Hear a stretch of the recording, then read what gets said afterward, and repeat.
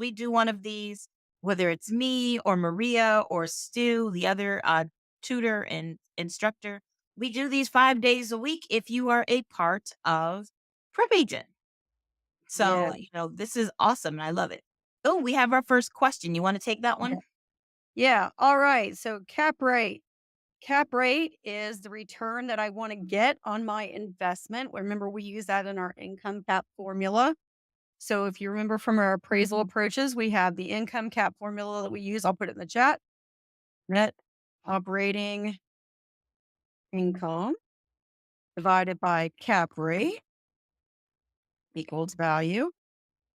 So let's say that you're my client and you tell me that you want a 5% cap rate on your investment. You want a 5% return on your investment, the money that you're investing, right? So that's your cap rate. Now, loan to value ratio, though, is the amount of the loan compared to the value. Okay. So loan to value ratio, let me write that in here too. So let's say that I have the loan amount is $300,000 and the value of my home is 400,000. I would just go 300,000 divided by 400,000. Is that 75%, Candace? I think it is. It is 75%. So the loan to value ratio would be 75%. I'm borrowing 75% of the value there on my little example I put in the chat. I'm borrowing 75% of the value. See, that's my loan to value. And then if I'm borrowing 75% of the value, how much is my down payment percentage, y'all? 25%. 25%. Or what percentage of the value of the house are you allowed to borrow? They like you on conventional loans to borrow less than 80%, right? If you do that, remember, what do you avoid? If you put at least 20% down on a conventional loan, you have an 80% or less loan to value ratio on a conventional loan. What are they not going to make you buy, you guys? PMI. Crystal asks, so the LTV is to make the value cover the loan in case of a default? Yes. Yeah, the Exactly. higher or the lower, I guess I should say, the lower the loan to value ratio, the more cushion the bank has in case you default, because then they be getting Mhm. into your pocket and not theirs if they have to Exactly. foreclose. All right. I love that. Oh, look at people answering the PMI question correctly. We did have another question, one we get all the time. Where could we go over void and voidable? They are so close. They really could have come up with better words than void Oh, and yeah, I voidable. missed that one. Okay, But void. void means I think it's a misnomer. A void contract is not a contract. That's like having happy Eeyore. It's not a thing. Like, it's either a contract or it's not. Something that's void is a contract that is something that wanted to be a contract, but it never got there. It's either missing one of our essential elements, whether it's mutual assent or agreement, mutual agreement, consideration, legal capacity, lawful objective. Um, it could be one of those, or it could be one of those things where there is some type of duress and it would come. Well, let's not confuse the situation.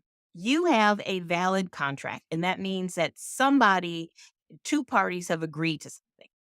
If it's missing one of those essential elements, it is void. It is not a contract. It's as if I, made a promise to Winnie the Pooh to do something. He's not a real person. It doesn't have anything to do with anything. It has no legal bearing. Voidable means there's something about the contract where one of the parties could say, you know what? No, I don't like this. Something's wrong. I have a legal reason to get out of it. So, like duress, right? If I say, hey, Maria, you have to cover tomorrow's webinar for me, or if you don't, I'll shoot you. If she agrees to it and we get under contract, it was pressure. There was a threat. That is duress. And that would make whatever she signed or whatever we agreed to voidable. The contract as she signed it in general, that could be held up in a court of law. But if she can go to the judge and say, but I was threatened, then the judge will void the contract. Does that make sense? Yeah, and I put the 4 elements in the chat Perfect. for you guys too. Yep. So if It's there's always missing. one or more of those elements, you can't have a valid contract. Right? And so whenever you all see duress or fraud or any of those things, that is that mutual assent, that mutual agreement, the meeting of the minds. It wasn't mutual. If I had to threaten Maria to do something, we did not mutually go into it. Boom. All right. Where land increases in size due to natural causes, for example, from the gradual action of the ocean or river waters. What is that? When land increases in size due to natural causes. And here are your options. We got A, avulsion. We got B, formation. We got C, accretion. And then we've got D, season. So anybody know what this answer is? Avulsion, formation, accretion, or season? They kind of rhyme. Can you Kind of guys rhyme. say? Ooh, we got C. C. Williams giving us a C. Daisy's giving us a C. So far, people seem to be thinking it's accretion. Yeah. There we go. And they are correct, Vanessa, too. Nice job. Accretion, we know, is the only one of the words that have to do with water boundaries that's about adding. Erosion, which is, to slowly wear away. Avulsion is quickly tearing away. Reliction, where it slowly dries up and then the water source never comes back. All of those are about taking land away. Accretion's the only one about adding. You increased your land because if there's erosion, that dirt has to go somewhere. Yeah. Accretion. Let's see, and another one on there. What's the other word? Season. So remember, we have the covenant of season. Anybody remember if I have a covenant of season? What am I saying to you? Oh, that's a good one. I'd be impressed if somebody gets it. What See, does the let's see if covenant we of can see if season we can put say? in there. Season. I'm seizing it. Right. I'm the rightful owner. I have the right to transfer this property to you. Covenant of season. So, little known fact, did you know back in the day in England, when they first started writing all of this, part of the deed and having that covenant of season is why they call it like the bundle of rights. They used to actually bring like some of the dirt and the twigs and the land and stuff like that. Like they actually transferred it. And then they Huh. just kind of went with the words. Just a quick little legal tip or legal story I heard once upon a time. Next time you bring you a big old handful of dirt when you go to a closing. People be like, I would have I'm preferred not better. I'm not bringing you some flowers as your closing gift. I got this handful of dirt. All right. So one who grants property or property rights, the grantee, the grantus, the grantee, I guess, or the grantor. Who is the one who is granting the property rights, you guys? Can I go ahead? Just say C is not the right answer. The Yeah, the grantee is grazie one. tie, what? Yeah. Okay. Who knows? Who is the one that's granting the property or property rights? Okay, we got a D. Shauna giving us a D. Crystal's giving us a D. William D. Very, Jill, very good. Mariah. Very good. So the grantor is the giver, the grantee is the receiver. Now, bonus points. Who signs the deed? The grantor or the grantee? Ooh. Do, I know do, that one. do, do, do, do, do. Who signs the deed? Do, do, do, do. Do, do, do, do, do, do, do, do, do, do, do. Is it the grantor or is it the grantee? The grantor is the signer of the deed. Remember, when title transfers is when I deliver the deed to you, you accept it, right? Then we have the transfer of title. So in the deed, we'll say so and so, grants to so and so the deed, right? The title. But the person who signs is always our grantor. Our grantor signs. And one way to remember this is to think of a story, guys. If it was the grantee, if we know the grantee is the receiver and the grantor is the giver, it doesn't matter about the grantee signature. And let's think about it. If this was true, if it was the grantee, why would I not sign a deed that said Oprah has decided to give Candace her mansion and then Candace signs it? It's not about the person receiving who signs it for a deed. It's about the person who's giving. Oprah, the person giving up her land, needs to be the one to sign the deed that says, oh, I am giving my property to Candace, signed Oprah. Hmm. Oprah is giving Oprah's property to Candace, signed Candace. Sounds a little shady. I never thought of it like that. That's true. All right, so a contract under which there is still to be performance is known as, is it an oral contract? Is it a void contract? Is it an executory contract or an executed contract? We've still got things to do. All right, looks Go. like we got lots of C's. A lot of people are telling I call it excatory, like excatory contract. So Crystal said, I'm doing all of them. Hey, it's a good thing, Crystal. I think there's a lot of benefit to the webinars, but what do I know? I don't know. But let's check it. Is excatory executory? I really don't like how they Never go by me with my Kentucky accent. We look. can love it. It doesn't matter as long as we get it right. Let's see. Is it the right answer? Is it executory or excatory? You got to do it. I can't do it. So it is executory contract or executory. Yes, excatory. You got to mark it for them. Yes. Okay, guys. Good job. Good job. Next. Crystal.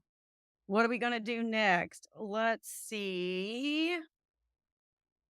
Oh, here. This is a good one. An encumbrance against property for money, either voluntary or involuntary, is known as an encumbrance against property for money, either voluntary or involuntary. Is it known as a burden, a lien, situs or situs, depending on how you want to say it, or a waiver? Mhm. What do you say? Do you say situs or do you say situs? Well, I'm going to refer back to my earlier comment, but I pronounce it situs. That's how we say it here. I think it's supposed to be situs, but I like situs. I don't know. The good thing that we don't get points on this for our pronunciations because both of us. And let's be real, it's something we need to understand, but how many times do you actually use it in your everyday language? Not very often. Hmm. All So I right, we think we got got some this B's. one. We got some B's. This is a lien. So for those of you who were here last night when we were doing the last thing, you probably heard us talk about this a little bit last night. But all right, I don't remember if it was last night or Monday that we had this That was question. last night. We talked. Yeah, Was last it? night was Okay. Monday. Mhm. Or my Monday webinar. Well, I had a daytime webinar and then I had a nighttime webinar. I'm like, I can't remember which one we talked about, but situs would be location, location, location, right? When something improves in its value because of its location. Then we have liens. We have involuntary and voluntary liens. So in our chat, you guys tell us what would be a good example of a voluntary lien. Ooh.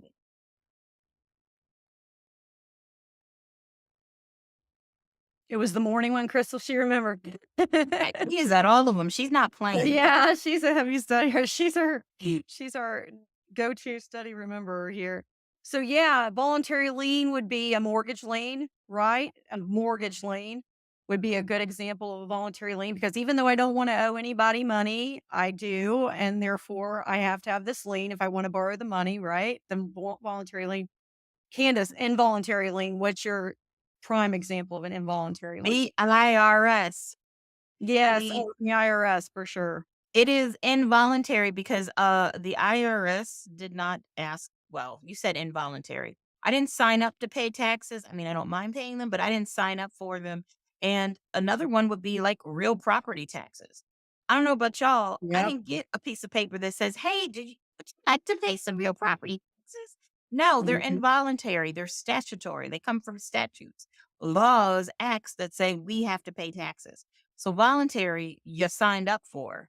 Involuntary, you did not sign up for. Oh, Crystal, yay, you'll be at mine later. Yay. Woo. No, somebody just messaged me and asked me to go over special assessment, Candace. So I just put that in Ah. the chat. So So, what's the difference between property taxes, you guys, regular real property taxes, and a special assessment? You gotta so, remember. well, I'll give them a chance. I'm just gonna say it. Here's the difference. Taxes, we all pay. If you don't pay taxes, the IRS in your state, in your city and county, they want to have a conversation with you. We're all paying them. You own property, you're paying taxes. Even side note, where I live, we pay property taxes on our pets, right? So you pay taxes. A special assessment is something that you pay And they're generally going to be given by the government, although it could be an HOA. But a special assessment is when a property gets an improvement. And now, because they're getting that improvement, they're being charged some money. So, for example, let's say I remember growing up on my aunt's street where she lives in Detroit, some of the houses got streetlights. It was an assessment. If yours was the house that got the street light, you paid for it. If Yeah. your property was not where the street light was sitting, you don't pay for it. Or I've sold houses where they've decided to put sidewalks into a neighborhood. One side of the street got sidewalks, the other side of the street did not get sidewalks. Your side didn't get sidewalks, you're not paying the assessment because you didn't get the improvement. Your side did get the sidewalks, your actual property got them. That is an improvement you're going to pay for. I think that Yep. pretty much covers it. Yep. And special assessment gets paid off. It's not ongoing. Once you've paid it Mhm. back, you're done. We had that with my street when they repaved the road. Ooh, now just a Yep. question. What do we know about special assessments and paying back? Like, if we're talking about liens, where do special assessments fall in that payoff order? Does anybody know? We know the first lien it paid is what? And then what follows it? Are we talking about like at a sheriff's sale? Yeah. Yeah. So the sheriff gets paid first Yep, the and he cost of calls it sale, through. Yep. then property taxes, and then the special assessments, and then everybody falls in line after that. Yep. All right. When the vendor becomes the lessee. Ooh, this is a good one. When the vendor becomes the lessee. Okay. Is it a tax deferred exchange, a writ of execution, a sale leaseback, or a quiet title action? Ooh, And this one's remember, good because you got to know. vendor can is usually associated, at least around here, with a land contract seller, but it doesn't have to be a land contract seller. It could be a regular seller too. Mhm. So we know the vendor is the person who's selling something. The lessee, what's another word for lessee? If we know that other word for lessee, which hopefully you know is the tenant, if you know that it's the tenant, then that helps us out a lot. When the seller becomes the tenant, then we know we have a sale leaseback. Yeah, at A least then. sale leaseback. Good. Look, getting these answers right. Remember, why would we do a sale leaseback? Because we're trying to free up capital, right? We're trying to free up money. So if I own a building, if I have a company and I own the building, and I've got all this equity tied up in the building, but I need that money from the sale of that building to go do a new project and expand my business. However, I don't want to move my whole business out of the office space that I've got or the building that I've got. I might sell it to an investor and then lease it back from them. And then also I can write off those lease expenses on my taxes. There's all kinds of advantages to doing this. It's a pretty common thing in commercial, right? Mhm. And sometimes it happens in housing too. Like say that I wanted to sell my house. Candace wants to buy my house. I don't want to actually move out of my house for like a year. I might sell it to Candace, make an arrangement with her that she's going to lease it back to me for a year. And then when that year's lease is up, I move on out and Candace moves on in. So I become the tenant and Candace becomes the landlord. I think it's amazing how much All right. stuff. uh, It it's sounded amazing how much. like but it didn't. It's amazing how much stuff actually there is in real estate. I mean, there's so much. I don't think. I know I didn't when I first took this class. What 20 years ago, I had no idea that real estate was such a varied topic. There was so much to learn. I mean, I don't think any of us ever learns everything having to do with real No, estate. it's true. All right, next question. A lease in which the amount of rent paid by the lessee is a percentage of the gross income. A lease in which the amount of rent paid by the lessee is a percentage of the gross income. Is it a percentage lease? Is it a net lease? Is it a sandwich lease? Or is it a gross lease? What do y'all have on this one? Percentage, net, sandwich, or gross?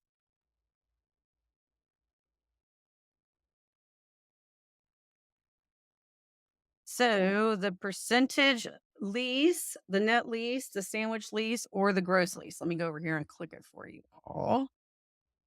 We got some A's. William's giving us an A. Percentage lease. So you want to run through the leases real quick? Percentage lease. When we pay a percentage of our gross income as our lease, a lot of times we see that in shopping malls, retail situations Uh-huh. where the income of a business is kind of cyclical. If I owned a shoe store with Candace at the mall, we're going to sell more shoes at back to school time than we would at and Christmas time than we would in February probably. So to kind of balance things out a little bit, the landlord works the deal out with we pay a base amount of rent and then a percentage of our gross income as part of that rent on top. Then we have the net lease, which is when I am paying things that typically the landlord would pay. I would pay those as the tenant. For example, utilities, maintenance, taxes, those kinds of things. That falls on me as the tenant. When normally that would be something that the owner of the building would pay, and we see those a lot of times in industrial leases. Then we got the sandwich lease where I'm subletting. I've got a lease here and I'm leasing it out to you on the outside. You're the sandwich bread and you're going to come along and lease something that I'm already leasing, right? It's like a Mhm. sublet. What's that last one? I can't see it. Gross lease. Gross lease. Gross lease when I'm in an apartment building a lot of times or an office condo where that's the one we're used to dealing with. Most of us have had a gross lease if we've ever lived in an apartment where we're renting from the landlord and he's going to turn around and make any kind of maintenance or upkeep and that sort of thing. He's going to do normal, what we consider normal landlord stuff. And we're going to just live in the property and enjoy it and pay our rent basically, and maybe our utilities too. But we're not going to go and fix the leaking plumbing and that sort of thing. All right. I think that's it. Anything else you want to add? Oh, I know. So Hang on, I let me wanted to share. point out if you like this, come join us on our daily webinars. We have daily webinars. And I think, is that what you're pulling up for us? I was also going to show them. Yeah, well, I'll do the webinar links first. Okay. So for Prep Agent members, you would go to the little camera here for the webinars. Can you guys see that okay? Yeah. Okay. And so when you click on this, you can sign up to have reminders and then we do them like Candace said, 5 days a week. You can listen to the old ones. So if this was helpful to you, sometimes it's a little less boring to study with someone else. So you can join into these Monday through Friday with me, Candace, and Stu.